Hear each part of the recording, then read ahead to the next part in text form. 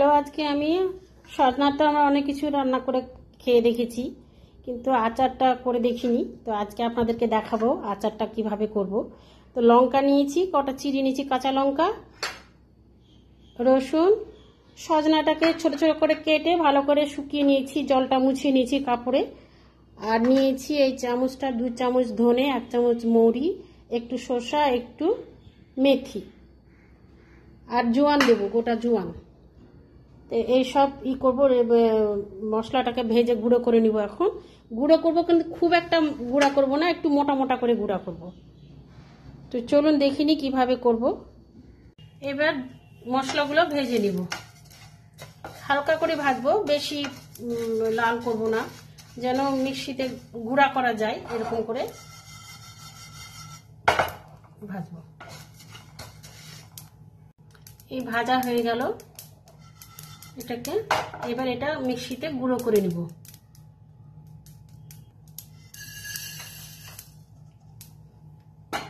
ঠান্ডা করে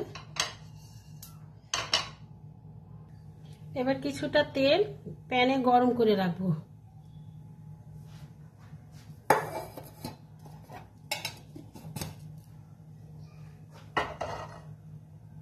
এতটা দিলাম শুধু সজনাটাকে মাখাবার জন্য, মশলাটা মাখাবার জন্য। এবার মশলাটাকে গুঁড়ো করে নিব। তেলটা গরম হয়ে গেছে, এবার গ্যাসটা অফ করে দিব। ঠান্ডা হবে, তখন এটা মিশাবো সজনার সাথে। যে মশলাটা গুঁড়ো করে নিয়েছি, এইরকম মোটা মোটা করে গুঁড়ো করতে হবে। সজনাগুলো কড়াইতে একটা বাটিতে ঢেলে নিব।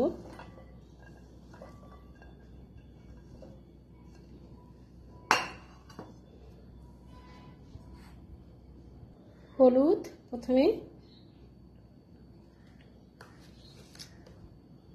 লবণ, এটা হিং দিব, একটু হিং, একটু লঙ্কা গুঁড়ো, এগুলো ভালো করে মিশিয়ে নিব।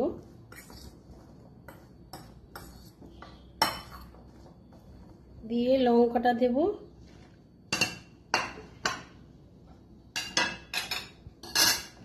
রসুন, রসুনটা ইচ্ছা করলে আপনারা বেটে দিতে পারেন, আমি গোটাই দিলাম। সব মশলাটা দিয়ে দিলাম, তেলটা দিয়ে দিব।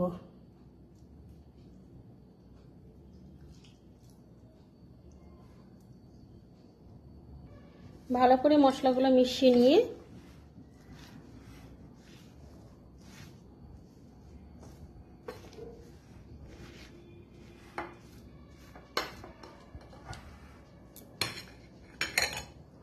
এই কাঁচের জারে তুলে নেব।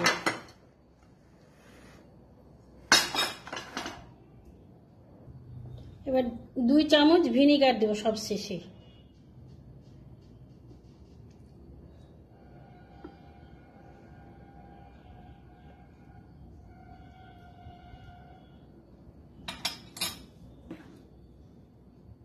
ভালো করে মিশিয়ে নিয়ে জারে তুলে নেব। দিয়ে এটা ভালো করে কাপড় দিয়ে বেঁধে রোদে দিয়ে দিব। 10-12 দিন রোদে থাকবে এটা, তাহলে খাওয়ার মতো উপযুক্ত হবে।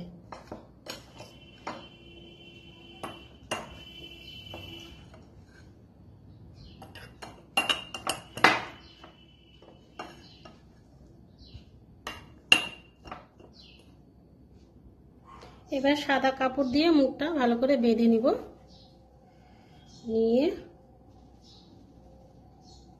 ছাদে দিয়ে দিব।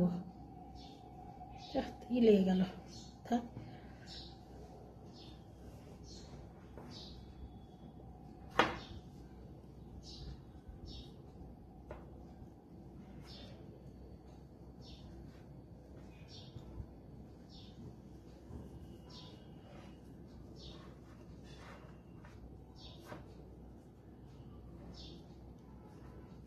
এইভাবে চড়া রোদে রাখতে হবে বেশ কিছুদিন, তাহলে এটা সুন্দর হয়ে যাবে আচারটা। Thank you everyone.